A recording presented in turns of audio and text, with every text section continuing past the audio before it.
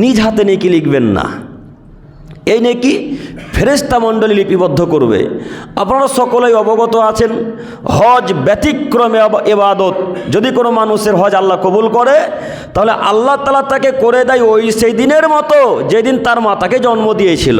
তার মানে তার শরীরে পাপই নেই। এত দামি ইবাদত, তারপরেও আল্লাহ সুবহানাহু ওয়া তাআলা হজের নেকি নিজ হাতে লিপিবদ্ধ করবেন না। এই হজের নেকি ফেরেশতা মণ্ডলীরা লিপিবদ্ধ করবে। সাথে সাথে আরও কথা মনে রাখা ভালো হবে, দান পৃথিবীর এক পাওয়ারফুল শক্তিশালী ইবাদত। দানের সাথে ইবাদতের কোনো তুলনা হয় না। পৃথিবীর কোনো ইবাদত দানের সাথে তুলনা করা যাবে না।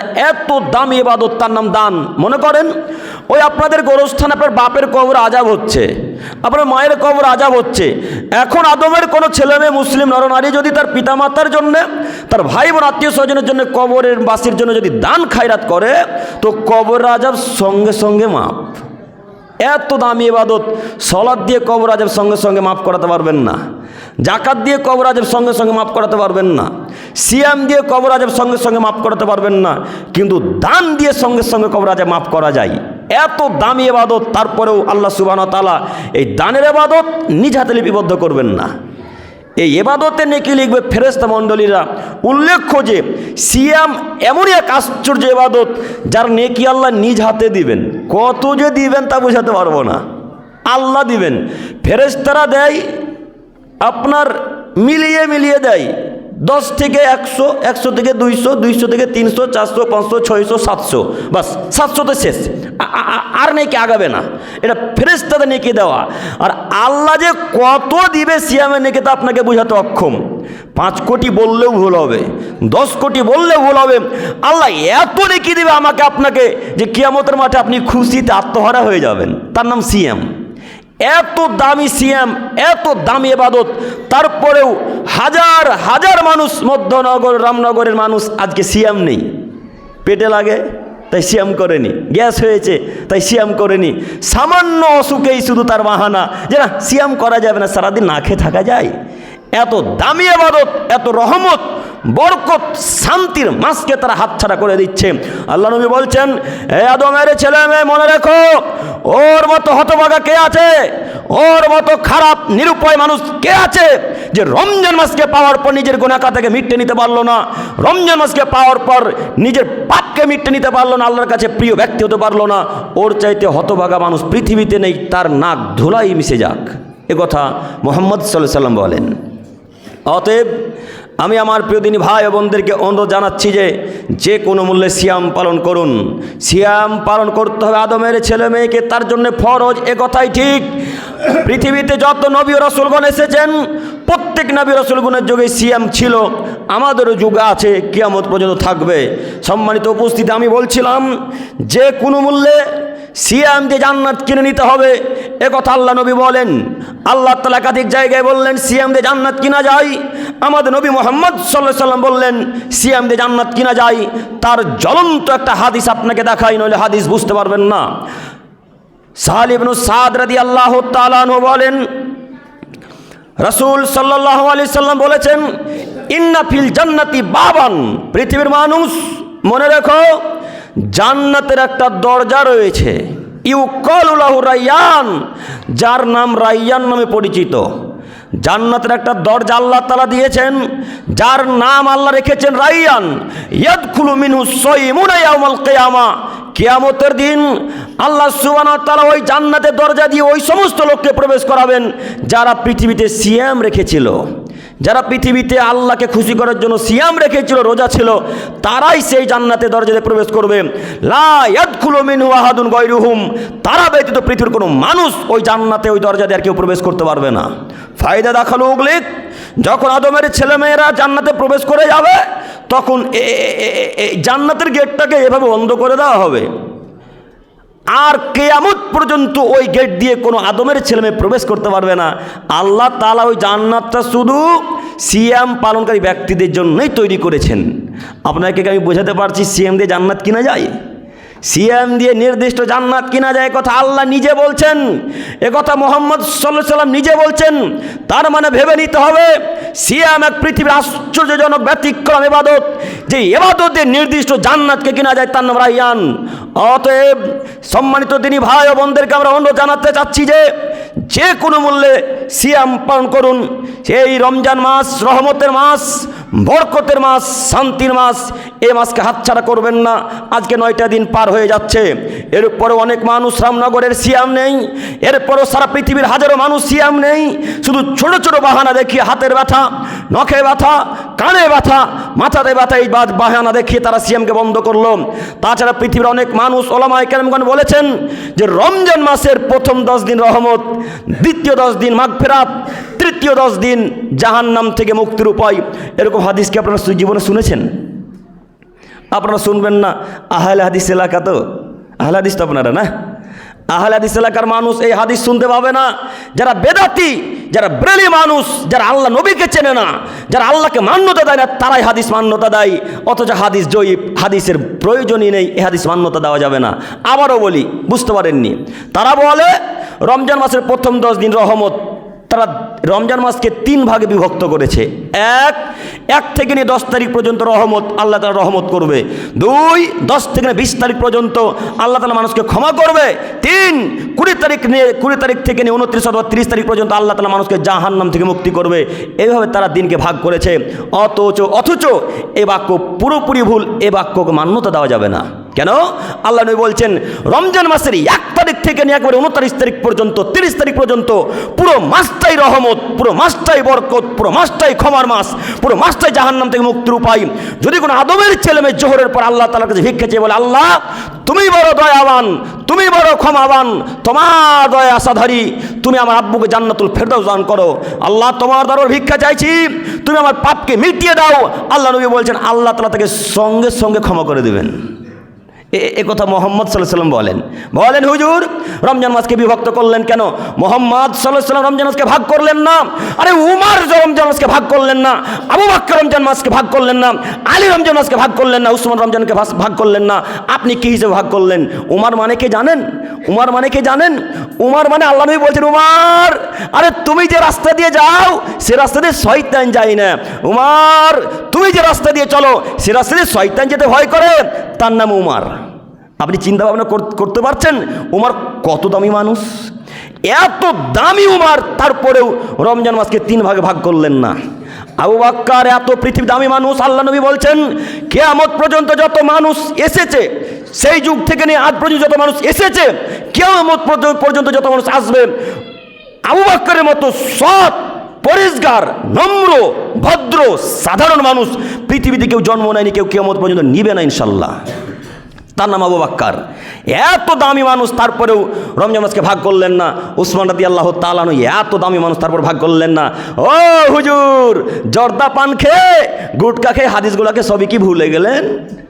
হ্যাঁ, দিন রাত তো গুল মাজেন, রমজান মাসও নাকি গুল দিতে হয়। এই তো হুজুর, আপনাদের রামনগরের কথা তো বলতে পারি না, আমরা তো ওই সমস্ত এলাকাতে বসবাস করি। রমজান মাসও নাকি গুল দিলে রোজা ভাঙে না। আল্লাহ নবী যার নাম দিলেন হারাম, সেই খাদ্য খেলে নাকি রোজা থাকে, সেই খাদ্য খেলে নাকি রোজা ভঙ্গ হয় না। হুজুরের মাথাতে গোবর ভরা আছে, হুজুরের মাথায় মগজ নেই। আবার হুজুরকে বলেন যে আপনি কলকাতা হসপিটালে গিয়ে অথবা রঘুনাথগঞ্জ হসপিটালে গিয়ে সব গোবরকে বের করে মগজ ভরার চেষ্টা করেন। কে বললো রমজান মাসকে 3 ভাগে ভাগ করতে হবে? কে বললো যে গুল দিয়ে রোজা ভাঙে না? অসম্ভব কখনো হয়। এমন কোন মায়ের বেটা পৃথিবীতে জন্মগ্রহণ করেনি যে বলতে পারে গুলদের রোজা ভঙ্গ হয় না। এমন কোন মায়ের বেটা পৃথিবীতে জন্মগ্রহণ করেনি যে গুলদের রোজা ভঙ্গ নেই বাক্য বলতে পারে। যদি রামনগরে কোনো মায়ের বেটা বলে দিতে পারে যে গুলদের রোজা ভঙ্গ হয় না, তা কিয়ামত পর্যন্ত জাতি ইসলামের কথা বলবেন ইনশাল্লাহ। কেউ যদি শুধু প্রমাণ করে দিতে পারে। এই রামনগরে জুমার খুতবায় চ্যালেঞ্জমূলক কথা দিয়ে বলে যাচ্ছি লালগোলার থানার মানুষকে, এমন কোন মায়ের বেটা বক্তব্যের মাঝে বলুক বা আমাকে থামিয়ে দিয়ে বলুক, এই আব্দুল করিম ভাই, রমজান মাসে কেন কোনো দিনই গুল দিলে রোজা ভঙ্গ হবে না, এই বাক্য শুধু যদি বলে দিতে পারে প্রমাণ সহকারে জাতির সামনে কোয়েশ্চেন করলে বক্তব্য রাখবো না। আজকে শেষ করলাম। আপনার হুজুরকে কোনো এক সপ্তাহে বলেছিলাম যে হুজুর মাঠে ঘাটে ওই ঘাস কেটে আর জমি নিড়িয়ে পড়াশোনা করেছে, ও হাদিস কোরআন পড়েনি।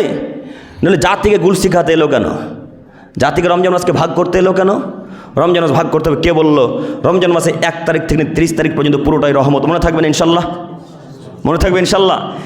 একেবারে যখন খুশি আল্লাহর কাছে ভিক্ষা চাইবো, যখন খুশি, কোনো সময় নির্ধারণ নেই। ফজরে চাইলে কি, জোহরে চাইলে কি, মাগরিবে চাইলে কি, আসরে চাইলে কি, এসাতে চাইলে কি, যখন আমার ইচ্ছা তখন চাইবো। আমি নির্দিষ্ট করে ভাগ করবো ইনশাল্লাহ। মনে থাকবে না? আল্লাহ তুমি এই আমাদের দিনী ভাই ও বোনদেরকে সঠিক বুঝার তৌফিক দান করো। সকলেই বলি আমিন। সম্মানিত দিনী ভাই ও বোন, বলছিলাম সিয়াম দিয়ে জান্নাত কিনা যায়। আবারও দেখাচ্ছি, এই গুলের জায়গাতে আবার আসতে পারি, তার আগে জরুরি কয়েকটি বাক্য হয়তো ভুলে যাব, এখানে পেশ করতে চাচ্ছি। আল্লাহ নবী বললেন, আবু হুরায়রা রাদিয়াল্লাহু তাআলা আনহু থেকে বর্ণিত, তিনি বলেন রাসূল সাল্লাল্লাহু আলাইহি সাল্লাম বলেছেন, আসিয়ামু জুন্নাহ, পৃথিবীর মানুষ মনে রেখো, সিয়াম হচ্ছে জাহান্নাম থেকে বাঁচার ঢাল, ও হিসনুন হাসিনুন মিনান নার, এবং জাহান্নাম থেকে বাঁচার সুদৃঢ় দুর্গ। একটু আপনারা এদিক ওদিক দেখবেন না, আমি আপনার দিনী ভাই। শুক্রবারের দিন একদিন সালাত আদায় করতে এসে যদি মুখ নিচে দিকে রাখতে ঘুমাতে হয়, তো এর মতো হতভাগা মানুষ পৃথিবীতে রামনগরে বসবাস করছে মনে করছেন আপনারা? হ্যাঁ, শুক্রবারে একটা দিন এসেও ঘুমাতে হবে? একটু তো লজ্জা থাকা উচিত, একটু তো হায়া থাকা উচিত, একটু তো ইতস্তব থাকা উচিত, বোধগম্য থাকা উচিত। সপ্তাহে একদিন সালাত আদায় করতে আসেন, তারপরে ঘুমাতে হবে কেন মুখ নিচের দিকে?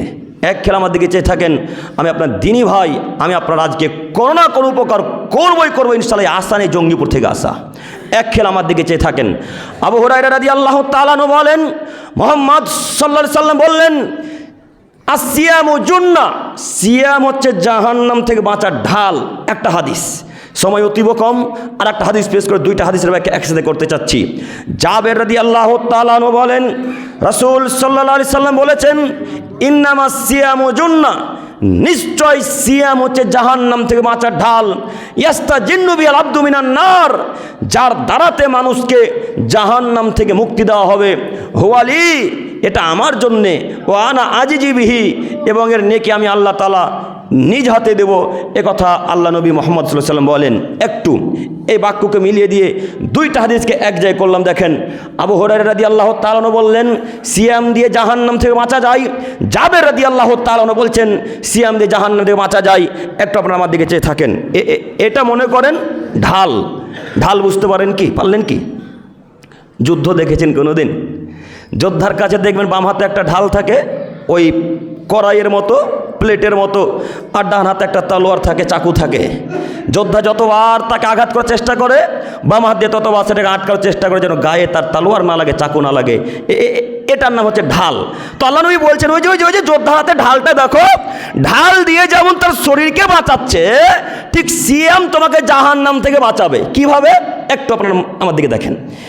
এটা কিছুক্ষণের জন্য মনে করেন জাহান্নামের গেট। এইটুকু জাহান্নামের গেট কিছুক্ষণের জন্য মনে করেন। এই জাহান্নামের গেটে আপনাকে যখন, আমাকে যখন আল্লাহ জাহান্নামে ভরতে যাবে, তখন সিয়াম জাহান্নামের গেটে এইভাবে দাঁড়িয়ে যাবে, ঢাল হয়ে। এইভাবে দাঁড়িয়ে গিয়ে আল্লাহর সাথে তুমুল ঝগড়া করবেন। বিশাল ঝগড়া। আপনাকে আমি কি দিয়ে বুঝাবো ঝগড়ার মাত্রা কত বেশি হবে? আল্লাহর সাথে ঝগড়া করবে সিয়াম। চিন্তা করতে পারেন? যার সাথে কথা বলার কারো যোগ্যতা নেই, যার সামনে কথা বলার কারো ক্ষমতা নেই, যার সামনে একটা হাত পা চোখ নাড়ার ক্ষমতা নেই, তার সাথে ঝগড়া করবে কে? সিয়াম। আল্লাহর তৈরি সিয়াম। সিয়াম আল্লাহকে বলবে, আল্লাহ করেছেন কি? আরে এই লোকটাকে জাহান্নামে দিচ্ছেন কেন? আব্দুর রহমানকে কেন জাহান্নামে দিচ্ছেন? আব্দুল খালেককে কেন জাহান্নামে দিচ্ছেন? আব্দুল জাব্বারকে কেন জাহান্নামে দিচ্ছেন? এ তো সারাদিন না খেয়েছিল, এ তো সারাদিন না পান করেছিল শুধুমাত্র আপনাকে খুশি করার জন্যে। আল্লাহ এ সারাদিন তার স্ত্রীর কাছে যায়নি, সারাদিন স্ত্রীর সাথে মেলামেশা করেনি, হাজারো তার মন চেয়েছিল, শয়তান বলেছিল, আর আব্দুর রহমান যা স্ত্রীর সাথে মেলামেশা কর, সিয়ামকে ভেঙে দে। এরপর তোমাকে খুশি করার জন্য তিনি সিয়াম ভঙ্গ করেনি, স্ত্রীর সাথে দিনের বেলা মেলামেশা করেনি, সহবাস করেনি। আল্লাহ সারাদিন খরার দিনে, চৈত্র মাসের খরাতে না খেয়েছিল, না পান করেছিল। আল্লাহ আপনি কি কেন জাহান্নামে দিচ্ছেন? কেন দিবেন জাহান্নামে? আল্লাহ আপনার সাথে আমার এটা ওয়াদা ছিল যে যারা সিয়াম পালন করবে তাদেরকে তো জান্নাতে দিবেন, এটা আপনি ওয়াদা করেছিলেন, আজকে কেন জাহান্নামে দিচ্ছেন? তখন সিয়ামের কথা শুনে আল্লাহ বলবেন, আচ্ছা যা, তুই ওকে জান্নাতে নিয়ে চলে যা। সুবহানাল্লাহ। মুখ দিয়ে সুবহানাল্লাহ বেরোয় না? হাদিস তো বুঝতে পারেননি। দিন রাত তো কেসা কাহিনী শুনে ব্যস্ত, মন তো একবার মরে গেছে কেসা কাহিনী শুনে শুনে। হাদিস কোরআন তো মনোযোগ লাগবে না। আপনাকে আমি কি দিয়ে বুঝাই? সিয়াম ঝগড়া করে জান্নাতে নিয়ে যাবে কাকে? যে লোকটা পৃথিবীতে সিয়াম পালন করলো। তো রামনগরে যারা আজ পর্যন্ত সিয়াম রাখেনি, আজকেও যারা সিয়াম নেই, এর জন্য সিয়াম ঝগড়া করবে? কথা বুঝতে পারেনি। এর জন্য সিয়াম ঝগড়া করবে গো? এর জন্য তো সিয়াম ঝগড়া করবে না। তো ওই লোকটা কত হতভাগা, ও কত বড় নিরুপায় কিয়ামতের মাঠে। ও তো বুঝেনি, ও মনে করেছে পেট পূজাই সব থেকে বড় ইবাদত, তাই দিনরাত পেটকে নিয়ে ব্যস্ত থাকে। সম্মানিত দিনী ভাই বোন, এক খেলে আমার দিকে চেয়ে থাকেন, সিয়াম পালন করার চেষ্টা করুন। সিয়াম আপনাকে জান্নাতে নিয়ে যাবে, এ কথাই চূড়ান্ত। আল্লাহ তুমি আমাদের সকলকে সিয়াম সম্পর্কে বোঝার তৌফিক দান করো। সকলেই বলি আমিন। হামিদান মুসল্লিয়ান আম্মাবাদ। সম্মানিত উপস্থিতি, আলোচনা করছিলাম সিয়াম জান্নাত লাভের মাধ্যম ও জাহান্নাম থেকে মুক্তির উপায়। আবারও হাদিস বুখারী মুসলিমে দেখাই, মুত্তাফাকুন আলাই। একটা আপনার আমার দিকে চেয়ে থাকেন, আবু সাঈদ খুদরি রাদিয়াল্লাহু তাআলা আনহু থেকে বর্ণিত, তিনি বলেন রাসূল সাল্লাল্লাহু আলাইহি সাল্লাম বলেছেন, মান সামা ইয়াওমান ফি সাবিলিল্লাহি বাদাল্লাহু ওয়াজহাহু আনিন নারি সাবিনা খরিফা। পৃথিবীর আদমের ছেলে মেয়ে, তোমাদের মধ্যে যদি কোনো আদমের মা ছেলে মেয়েরা একদিন সিয়াম পালন করে রবকে খুশি করার জন্যে, শর্ত মনে রাখা ভালো হবে, রবকে খুশি করতে হবে, এটা শর্ত। আল্লাহ শর্ত বেঁধে দিয়ে বললেন, আদমের কোনো মুসলিম ছেলেমেয়েরা যদি একদিন আমাকে খুশি করার জন্য সিয়াম পালন করে, আমি আল্লাহ সুবহানাহু ওয়া তাআলা তার চেহারা থেকে, তার শরীরের কাছ থেকে জাহান্নামকে 70 বছরের পথ দূরে সরিয়ে রাখবো। বুখারী মুসলিম। আবারও দেখাই, আল্লাহ নবী বললেন, একটা সিয়াম কেউ যদি আল্লাহকে খুশি করার জন্য রাখে, তাহলে তার চেহারা থেকে, তার শরীর থেকে, তার কাছ থেকে জাহান্নামকে দূরে সরিয়ে রাখবেন 70 বছরের পথ। আপনাকে আমি কি দিয়ে বোঝাবো 70 বছর পথ কত দূর? এরপরও আপনাকে বোঝানোর চেষ্টা করি। বর্তমান যুগে সবথেকে দ্রুতগামী যানবাহনের নাম রকেট, তাই না? সবথেকে দ্রুতগামী যানবাহনের নাম রকেট। আব্দুল করিম সাহেব, রসুলের যুগে তো রকেট ছিল না, রসুলের যুগে তো এরোপ্লেন ছিল না। আপনি সেই যুগের একটা উদাহরণ দিয়ে বুঝান, যে ওই যুগের উদাহরণ যদি দিতে হয় তাহলে তার নাম হবে ঘোড়া। সেই যুগে সবথেকে দ্রুতগামী যানবাহন ছিল ঘোড়া। একটা তাজা হিষ্টপুষ্ট মোটা সোটা ভালো ঘোড়া 1 ঘন্টা ছুটতে পারে 70 থেকে 72 কিলোমিটার। 1 ঘন্টা ছুটতে পারে কত কিলোমিটার? 70 থেকে 72 কিলোমিটার। যদি একটা ঘোড়া 70 থেকে 72 কিলোমিটার 1 ঘন্টায় ছুটে, তাহলে 2 ঘন্টায় কত ছুটবে?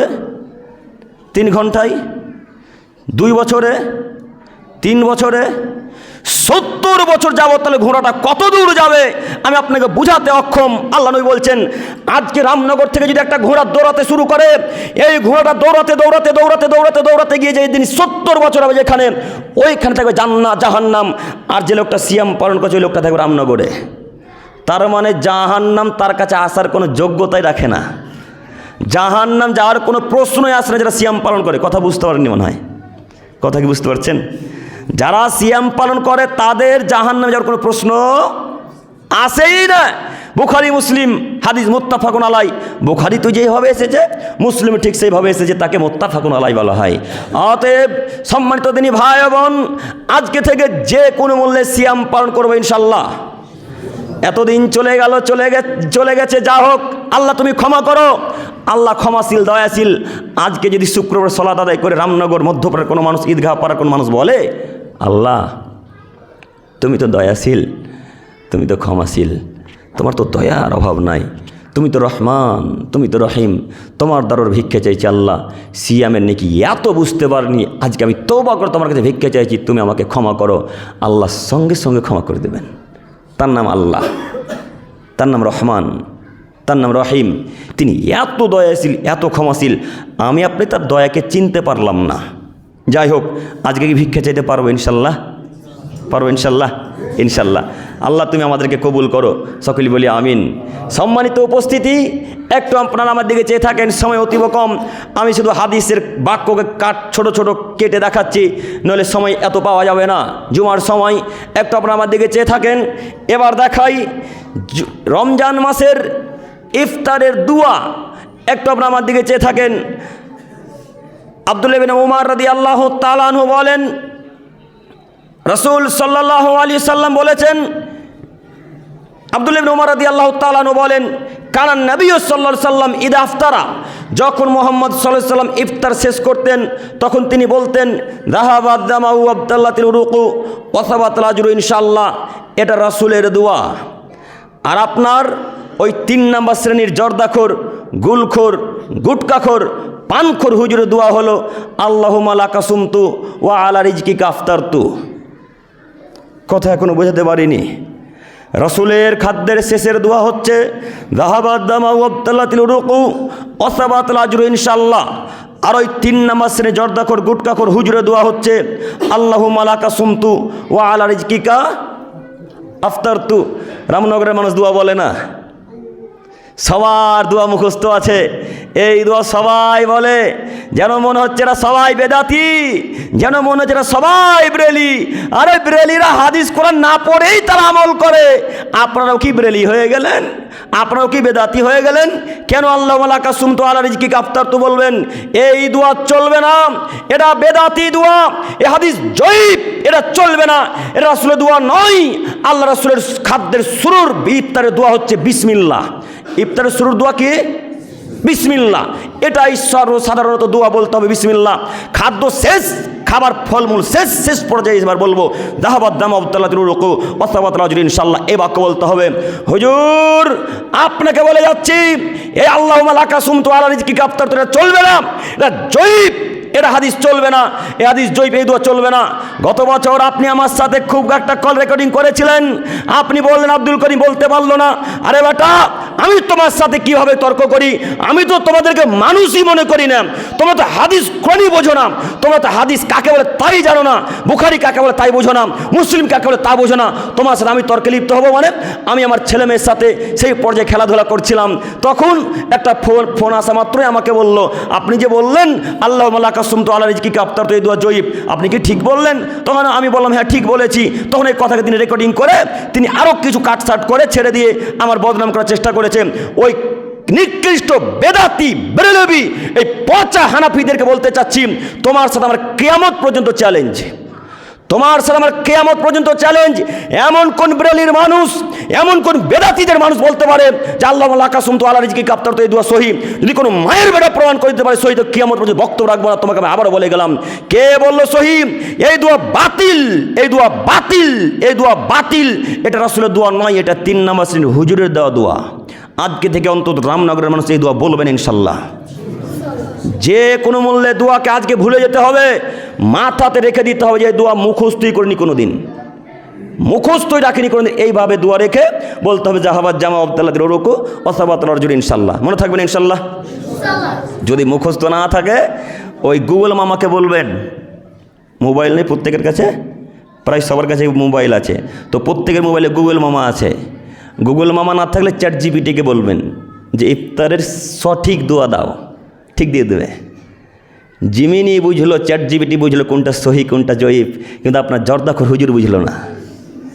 জিমিনি বুঝলো কোনটা সহি হাদিস কোনটা জয়ীফ হাদিস, কিন্তু ওই গুটকাখোর হুজুর বুঝলো না। হুজুরের দাঁত দেখলে বোঝা যায় কত গুটকা খেয়েছে, দাঁত লাল টুকটুকা হয়ে আছে। এই তো আপনার হুজুর। কি দিয়ে আপনাকে বুঝাই আপনার হুজুরের অবস্থা? এই জন্য আল্লাহ নবী বললেন, কিয়ামতের সময় এক শ্রেণীর আলেমকে জাহান্নামের দিকে টেনে হিঁচড়ে নিয়ে আসা হবে, টানতে টানতে ছাঁচড়াতে নিয়ে এসে জাহান্নামের গেটে নিয়ে আসা হবে সম্মুখে। এবার তাকে ধাক্কা দিয়ে জাহান্নামের ভেতরে ফেলে দেওয়া হবে। জাহান্নামের গেটে যেমনই ফেলে দেওয়া হবে, তার পেট থেকে নাড়ি ভুঁড়ি বেরিয়ে যাবে। পেট থেকে নাড়ি ভুঁড়ি বেরিয়ে যাওয়ার পরে গরু যেমন ওই সরিষার উপরে চতুর্দিকে ঘুরতে থাকে, যাকে মারণ বলে গ্রাম্য ভাষায়, বুঝছেন কি? আপনারা কি ওই খ্যার পোয়াল মারেন না? গরু ঘুরিয়ে মারেন তো, সরিষাও মারেন মাঝে মাঝে। তো গরু যেমন ওই খ্যারের ওই ধানের ওই শীষগুলার চতুর্দিকে এইভাবে ঘুরতে থাকে, সরিষার চতুর্দিকে ঘুরতে থাকে, ঠিক হুজুরও তেমন তার নারী ভুঁড়িগুলোকে নিয়ে চতুর্দিকে জাঁতার মতো ঘুরতে থাকবে, ঘুরতে থাকবে, ঘুরতে থাকবে। ঘুরতে ঘুরতে ঘুরতে ঘুরতে জাহান্নামবাসীরা এসে বলবে, ও হুজুর আপনার কেন এই অবস্থা? আরে আপনার কেন পেট থেকে নারী ভুঁড়ি বেরিয়ে গেল? আপনি কেন জাহান্নামে? আপনি না আমাদেরকে বলতেন, আপনি আমাদেরকে শিখাতেন, আপনার কেন এই অবস্থা? তখন হুজুর বলবে, আমি যে জানতাম না কোনটা সহি কোনটা জয়ীফ, আমি যে নিজেও মানতাম না, তাই আমার এই অবস্থা।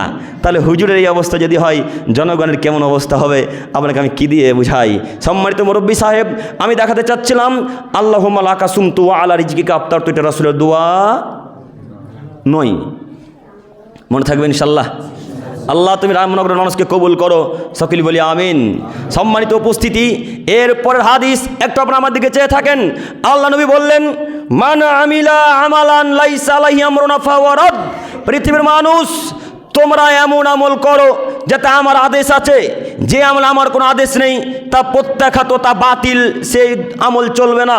এবার আপনাকে বলি, রামনগর ইফতারের সময় কি হাত তুলে সকলের মিলে একত্রিত দোয়া হয়? হয় না। লালগোলার অধিকাংশ জায়গাতেই হয়। আমি একবার লালগোলা স্টেশনের পাশে বক্তব্য দিতে এসেছিলাম।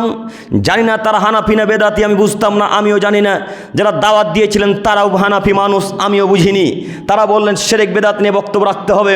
আমি শিরক বেদাত নিয়ে বক্তব্য রাখতেই মারপিট শুরু, আমাকে মারে, মোবাইলকে ভেঙে দেওয়া হলো, স্ট্যান্ডকে ভেঙে দেওয়া হলো। তখন ঝগড়া লাগা শুরু হলো। তারা হলো বেদাতি মানুষ। ওই সমস্ত এলাকাতে দেখতে পাবেন যে তারা ইফতারের পূর্বে সকলে একত্রিত হয়ে হাত তুলে মোনাজাত করে। দেখেননি?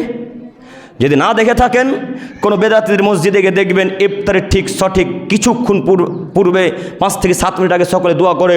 ওই সময় নাকি দোয়া কবুল করা হয়, নাউজুবিল্লাহি মিন জালিক। শুধু ওই সময় দোয়া কবুল করা, এই বাক্যটাই ভুল। একটু একটা কথা বললাম না, রমজান মাসের ফজর থেকে নিয়ে ঘুরিয়ে আবার ফজর পর্যন্ত সারা দিন রাত্রি দোয়া কবুলের সময়, সারা দিন রাত্রি। শুধু মাগরিবের পূর্বে কেন নির্ধারণ করলেন সময়? কেন নির্ধারণ করলেন?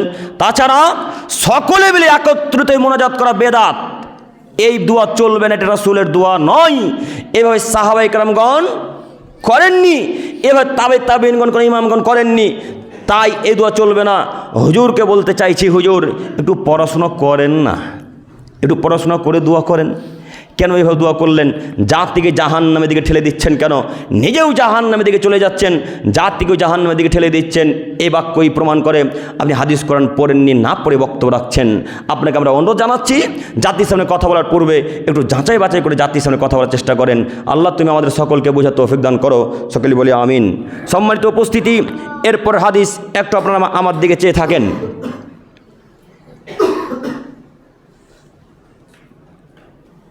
মুআয ইবনে জাবাল রাদিয়াল্লাহু তাআলা আনহু বলেন, রাসূল সাল্লাল্লাহু আলাইহি সাল্লাম আমাকে একথা বললেন, মুআয লাহু আলা দুল্লুকা আলা আবওয়াবিল খায়র, আমি কি তোমাকে কল্যাণের সমস্ত দরজার কথা বলবো না? মুআযকে আল্লাহ নবী এভাবে প্রশ্ন করে বলছেন। তখন মুআয বললেন, কুলতু বালা ইয়া রাসূলুল্লাহি সাল্লাল্লাহু আলাইহি সাল্লাম, জি হ্যাঁ আল্লাহ নবী বলেন, আমি তো শোনার জন্যই আছি। একথা মুআয আল্লাহ নবীকে বলছেন। তখন মুআযকে আল্লাহ নবী বলছেন, মুআয আস-সাওমু জুন্নাহ, মুআয জাহান্নাম থেকে যদি বাঁচতে চাও মুআয, তাহলে তুমি সিয়াম পালন করো। সিয়াম দিয়ে জাহান্নাম থেকে বাঁচা যায়, যেটা বক্তব্য আজকে আমাদের মূল বিষয়। মুআযকে আল্লাহ নবী বলছেন, মুআয আস-সাওমু জুন্নাহ, সিয়াম পালন করো মুআয, সিয়াম দিয়ে জাহান্নাম থেকে বাঁচা যায়। এরপরে মুআযকে আল্লাহ নবী বলছেন, as-sadqatu tudfi'ul খতিয়া, মুআয তুমি দান খায়রাত করো। দান খায়রাত করলে মানুষের পাপ ধুয়ে মুছে পরিষ্কার হয়ে যায়। কামা ইউতফিউল মাউন নার, যেমন পানি আগুনকে নিভিয়ে দেয়। আল্লাহু আকবার। দান খায়রাত করলে জীবনের গুনাহ খাতা পরিষ্কার হয় ওইভাবে, যেমন পানি আগুনকে নিভিয়ে দেয় ওইভাবে। অতএব আজকে থেকে যে কোনো মূল্যে সিয়াম পালন করব এবং দান খায়রাত করার চেষ্টা করব ইনশাল্লাহ। দানের কথা যখন এলো, একটা কথা বলি, হয়তো ভুলে যাব। দানের কথা এলেই রমজান মাসে এই কথাটা সাধারণত ব্যবহার করা হয়, যে রমজান মাসে কেউ যদি 1 টাকা দান করে তাহলে 70 গুণ বেশি নেকি পাবে। এরকম আপনাদের হুজুরের মুখে শোনেননি যে 1 টাকা দান করলে এই মাসে 70 গুণ নেকি পাওয়া যায়? এবং রমজান মাসে কেউ যদি একটা নফল ইবাদত করে তাহলে অন্যান্য মাসের 70টার ফরজ ইবাদতে নেকি পাওয়া যায়। তাছাড়া আরও শুনেছেন, রমজান মাসে কেউ যদি একটা ফরজ ইবাদত করে তাহলে 70টা ফরজ ইবাদত নেকি দেয়। এ কথা আপনারা জাতির সামনে শুনেছেন বা হুজুরের মুখে শুনেছেন, এ কথাও মিথ্যা, এ কথাও চলবে না।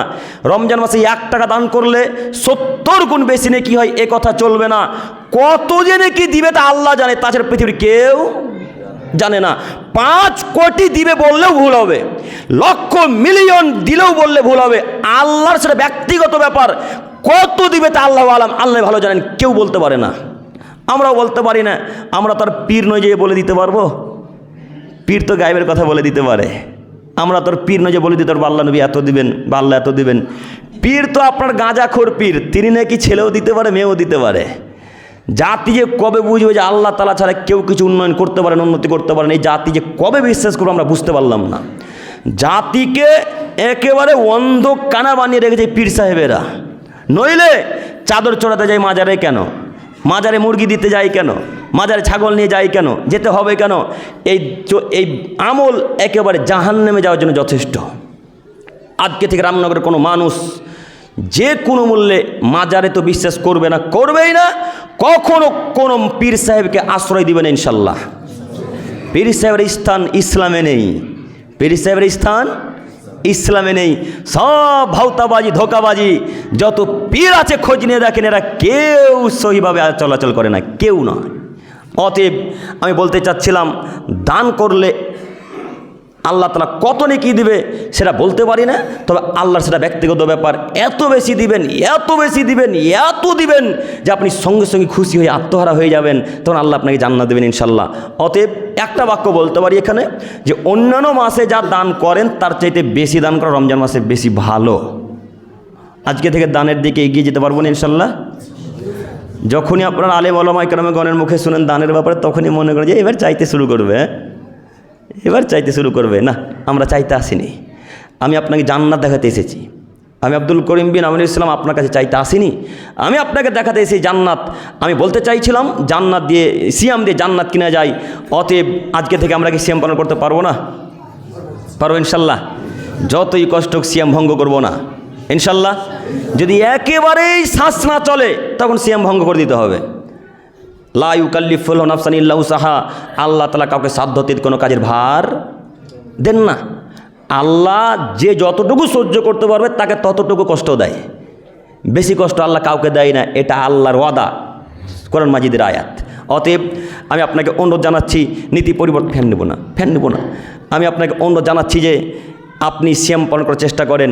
সম্মানিত যুবক ভাই, আমি শেষ পর্যায়ে চলে এসেছি, কয়েকটি সিয়াম ভঙ্গের কারণ বলে শেষ করতে চাচ্ছি।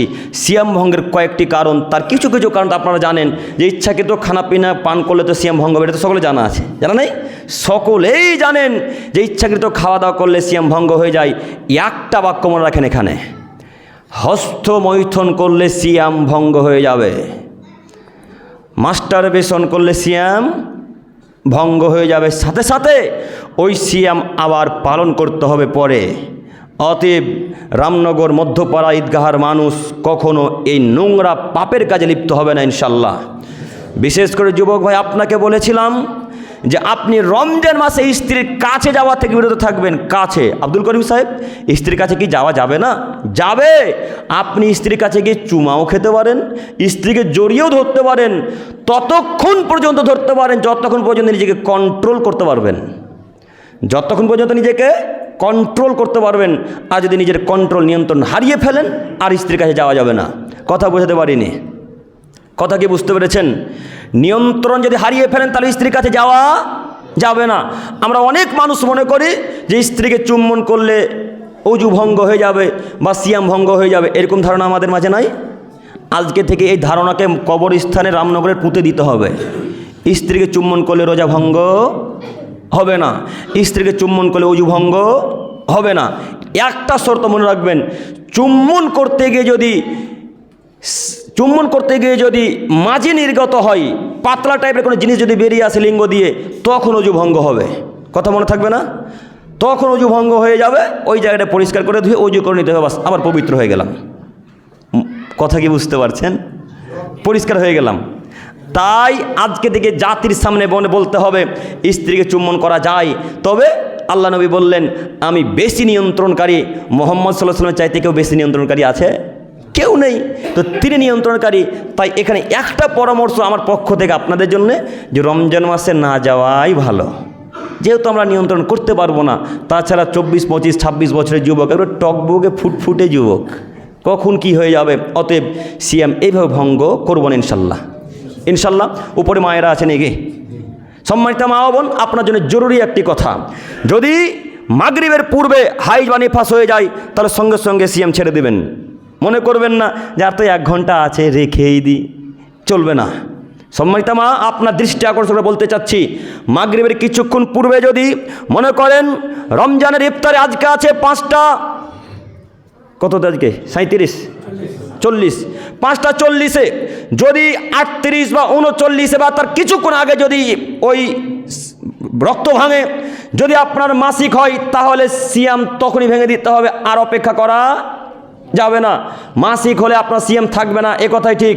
অতএব মনে করিয়েন না যে 1 ঘন্টা 1.5 ঘন্টা 2 ঘন্টা আজে থেকে যায়, এই বাক্য মাথায় রাখবেন না, সিয়াম ভঙ্গ করে খাওয়া দাওয়া করে নেবেন তখনই। সম্মানিত উপস্থিতি, আপনারা আরও কথা মনে রাখবেন যে রমজান মাসে যদি কোনো মানুষ মনে করে যে আমি আমার স্ত্রীর সাথে চলাফেরা করবে কিন্তু ওই যেন ওই লিঙ্গ দিয়ে কিছু না বেড়ে, এরকম যেন সাধারণত মাথায় রাখতে হবে। মনে থাকবে ইনশাল্লাহ, এই বাক্যটা মনে রাখবেন। তাছাড়া স্ত্রীর সাথে চলাফেরা যা খুশি করতে পারেন, যদি কন্ট্রোল করতে পারেন তাহলে এই বাক্য বলে আমি দিনী ভাই বোনদের কাছে অনুরোধ জানাচ্ছি যে আজকে থেকে যে কোনো মূল্যে সিয়াম পালন করবো ইনশাল্লাহ, যে কোনো মূল্যে আল্লাহকে দেখানোর জন্য সিয়াম পালন করবো ইনশাল্লাহ। আর হ্যাঁ, আরও একটি কথা ভুলে গেছিলাম, খুব গুরুত্বপূর্ণ হাদিস সহিহ মুসলিম ইসকাতের, একটু আমি আলোচনা শেষ করে দেবো এইবারই। আবু হুরায়রা রাদিয়াল্লাহু তাআলা আনহু বলেন, রাসূল সাল্লাল্লাহু আলাইহি সাল্লাম বলেছেন, মান লাম ইয়াদা কাওলা যুর ওয়াল আমালা বিহি ফালাইসা লিল্লাহি হাজাতুন ফি আন ইয়াদা তা'মাহু ওয়া সারাবাহু। পৃথিবীর মানুষ, তোমাদের মধ্যে যদি কোনো মানুষ সিয়াম রেখে মিথ্যা কথা বলে, তোমাদের মধ্যে যদি কোনো মানুষ সিয়াম রেখে অশ্লীল কাজকর্ম করে, তাহলে তার সিয়াম রাখাতে আল্লাহর কোনো যায় আসে না। আপনি সারাদিন ভাত খেলেই কি আর না খেলেই কি, সারাদিন পানি পান করলেই কি আর না করলে কি, সারাদিন আপনি স্ত্রীর কাছে গেলেই কি আর না গেলেই কি, আল্লাহর কোনো যায় আসে না। আপনি সিয়াম রেখে মিথ্যা কথা বললে সিয়ামের নাকি পাবেন না। রামনগরের মানুষ অবশ্য মিথ্যা কথা বলে না, বলে দেখবেন কিভাবে। এই ভাইটাকে ফোন করেছে ওর বন্ধু, তো ফোন করা মাত্র যারা আব্দুর রহমান কোথায় আছিস, যা দাঁড়া ভাই দাঁড়া, আমি লালগড় স্টেশনের কাছে চলে এসেছি, অথচ আছে রামনগরে। কোথায় আছে ও? রামনগর আছে। তারপরে আরে ভাই দাঁড়া 5 মিনিট আছে, চলে আসছি রামনগর, এই কলকাতা লালগড় স্টেশন। এই হলো মিথ্যা। আর রমজান মাসে যে কত গালিগুলোজ হয় তা আল্লাহ ভালো জানে। কেন? রমজান মাসে তো তেমন কাজকর্ম করে না মানুষ, মায়েদের তো কাজ নেই, মায়েরা তো সারাদিন শুধু ঘরে বসে থাকবে আর ঝগড়া বিবাদ শুরু করবে আর ওই বিড়ি বাঁধবে। রামনগরে বিড়ি বাঁধা চলে না নাকি? চলে। বিড়ি বেঁধে সিয়ামে নাকি পাবেন এটা আশা করেন? হ্যাঁ, সম্মানিত মা, আপনাদের দৃষ্টি আকর্ষণ করে আবারও বলছি, রমজান মাসে বিড়ি বেঁধে সিয়ামে নাকি আশা করছেন? আল্লাহ নবী বললেন, যে ব্যক্তি অশ্লীল কাজ করব এবং মিথ্যা কথা আচরণ ত্যাগ করেনি, তার সিয়ামের কোনো মূল্য আল্লাহর কাছে নেই। তো বিড়ি হালাল না হারাম? হারাম। তো বিড়ি যদি হারাম হয়, বিড়ি বাঁধাও হারাম।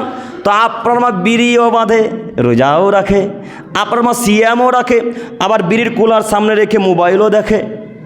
বলেন আপনার মার সিয়াম কতটুকু থাকলো? বলেন। আপনার মার নীতি তো আমি জানি। আপনার মা শফিককে দেখে, শফিকের ভিডিও দেখে। আপনার মা আমাদের হাদিস করে শুনবে না, আমাদের কথা যে ঢুকলে এপার ওপার হয়ে যাবে। আর শফিক তো আপনার মার মন জয় করে। আপনার মাকে দেখেন, বিড়ির কুলার সামনে কত ভিডিও দেখে, দিন রাত রমজান মাসে গান বাজনা চলে, দিন রাত। আল্লাহ নবী বলছেন, যারা অশ্লীল কাজকর্ম করে রমজান মাসে সিয়াম রেখে, তাদের সিয়ামের মূল্য আল্লাহর কাছে নেই। অতএব বীরের মুখে আজকে রামনগরে মানুষ লাথি মারবে ইনশাল্লাহ। কোন মায়ের বেটা প্রমাণ করতে পারবে না বিড়ি বাঁধা হালাল, কেউ পারবে না। কিয়ামত পর্যন্ত রামনগরের মানুষের সাথে চ্যালেঞ্জ, কিয়ামত পর্যন্ত। বিড়ি বাঁধা হারাম, বিড়ি বাঁধা হারাম, বিড়ি বাঁধা হারাম, একেবারে হারাম, টোটালি হারাম, পরিপূর্ণ হারাম, সম্পূর্ণরূপে হারাম। এ কথা রামনগরের মানুষের মাথাতে থাকবে কিয়ামত পর্যন্ত ইনশাল্লাহ। ইনশাল্লাহ। সাথে সাথে মনে রাখা ভালো হবে, বিড়ি বাঁধা যদি হারাম হয় তো বিড়ি খাওয়াও হারাম। তো আমার চাচাদেরকে দেখবেন ইফতার করার পর দেখবেন মুখে ভাঁটা চলছে, এখানে চলে না? এমনভাবে মুখ দিয়ে ধোঁয়া বেরোয় মনে হচ্ছে চিমনি ভাঁটা, আর মুজগুলা দাড়িগুলো সব হলুদ হয়ে গেছে। ও নাকি সিয়াম পালন করে, ও নাকি রোজাদার। দিনকে যারা কিভাবে বুঝলো আমিও বুঝতে পারলাম না। মনে করছে দিন ওর বাপের সম্পত্তি, যেভাবে জমি চাষ করবে এইভাবে দিনকে চাষ করবে। দিন আপনার বাপের সম্পত্তি নয়, দিন একজনের কথাতে চলে, তার নাম মোহাম্মদ সাল্লাল্লাহু আলাইহি সাল্লাম। তিনি যা বলেছেন তাই চূড়ান্ত কথা, 19-20 করা যাবে না, তার নাম ধর্ম, তার নাম ইসলাম। অতএব আমি রামনগরের মানুষের কাছে ভিক্ষা চেয়ে বলতে চাচ্ছি, আজকে থেকে বিড়ির মুখে লাথি মারতে পারবো না ইনশাল্লাহ? পারবো? চাচা আপনাদের পকেটে আজকেই বিড়ি নেই, এখন জুমার দিন তাই, কিন্তু এটা জুমার দিন না হয়ে যদি জালসার স্থানে তো পকেটে বিড়িগুলো থাকতো কি ইনশাল্লাহ? থাকতো না? থাকতো। আমি আপনাদের চিনি গো, আমি আপনাদের এলাকারই মানুষ, আমি তো দেখি।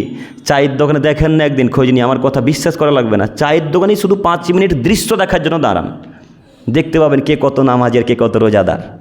আল্লাহ তুমি আমাদের সকলের সিএমকে কবুল করো, সকলেই বলি আমিন। আল্লাহ তোমার তো দয়ার অভাব নাই, তুমি তো রহমান, তুমি তো রহিম। কীভাবে জাতির সামনে বক্তব্য রাখলাম তাও বুঝতে পারলাম না, জাতিকে বুঝাতে পেরেছি কিনা তাও জানি না আল্লাহ। তারপরে টুটাফাটা বিদ্যাতে তুমি যতটুকু জ্ঞান দিয়েছো সেইভাবে জাতিকে বোঝার চেষ্টা করলাম আল্লাহ। সে অনুযায়ী আমি সহ আমার মা ও বোনদের ভাইদেরকে বোঝার তৌফিক দান করো, সকলেই বলি আমিন। আল্লাহ তুমি তো রহমান, তুমি তো রহিম, তুমি তো দয়াশীল, তুমি তো ক্ষমাশীল। রমজান মাসে তো এমনি সবার দোয়া কবুল করো আল্লাহ। তারপর আজকে শুক্রবার, আল্লাহ তোমার নবী তো বলেছেন মেম্বার থেকে নামার পূর্বে যখন যা দোয়া করা হয় সে দোয়া কবুল করা হয়, মেম্বারে উঠার পূর্বে যা দোয়া করা হয় সে দোয়া কবুল করা হয়। ওই জন্য আপনারা দেখলেন না, আমি আজানের কিছুক্ষণ পর বসেছিলাম, অনেকক্ষণ দেখছিলেন না, ওই সময় দোয়া বেশি কবুল করা হয়। আপনারা দোয়া কবুল করবেন আল্লাহ, এই আশা নিয়ে তোমার দরবার ভিক্ষা চাইছি মালিক, তুমি আমাদের সকলেরই সিয়ামকে কবুল করো, সকলেই বলি আমিন। আল্লাহ গো তোমার দরবার ভিক্ষা চাইছি। কত মানুষ আশা করেছিল যে সিয়াম ধরবো, কত মানুষ আশাতে ছিল যে রমজান মাসের প্রথম দিন থেকে 29 বা 30টা সিয়াম রাখবো। আল্লাহ তুমি তাদের ভাগ্যে লিখনি, তাদেরকে তুমি নিয়েছো, তাদেরকে তুমি ইহকাল ছেড়ে পরকালে বিদায় দিয়ে দিয়েছো। আল্লাহ তুমি আমাদের ভাগ্য কত ভালো রেখেছো, আমরা কত ভাগ্যবান, আমরা কত ভালো মানুষ। আল্লাহ তুমি আমাদেরকে ভালো রেখেছো, আমরা রোজার মাস পেয়েছি আল্লাহ, আমরা বরকতের মাস পেয়েছি আল্লাহ। তুমি তো দয়াশীল আল্লাহ, তুমি তো ক্ষমাশীল আল্লাহ, তুমি তো রহমান। তোমার দরবারে ভিক্ষা চাইছি যাদের পিতামাতা ইহকাল ছেড়ে পরকালে পাড়ি দিয়েছে আল্লাহ, তুমি তাদের সকলের কবর আযাবকে মাফ করো, সকল বলি আমিন। আল্লাহ তোমার কাছে ভিক্ষা চাইছি, তুমি আমাদের সকলেরই সিয়ামকে কবুল করো, সকল বলি আমিন। আল্লাহ জানি না কতটুকু সিয়াম তোমাকে দেখার জন্য রাখছি বা মানুষকে খুশি করার জন্য রাখছি তা বলতে পারি না, কিন্তু তুমি তো দয়াশীল, তুমি আমাদের সব ভুলকে ক্ষমা করে দিয়ে তুমি আমাদেরকে কবুল করো, সকলি বলি আমিন। আল্লাহ যাদের পিতামাতা ইহকাল ছেড়ে পরকালে পাড়ি দিয়েছে, বিশেষ করে রমজান মাস যারা পায়নি চলে গেল, আল্লাহ তুমি তাদের সকলের কবর আযাবকে মাফ করো, সকলি বলি আমিন। আল্লাহ গো আমরা যেন জাহান্নাম থেকে বেঁচে থাকতে পারি, নোংরা কাজকর্ম থেকে বেঁচে থাকতে পারি, তার তৌফিক দান করো, সকলি বলি আমিন। আল্লাহ তোমার দরবার শেষ পর্যায়ে ভিক্ষা চাইছি, আমাদের সমস্ত দিনই ভাই ও বোনদেরকে কবুল করো।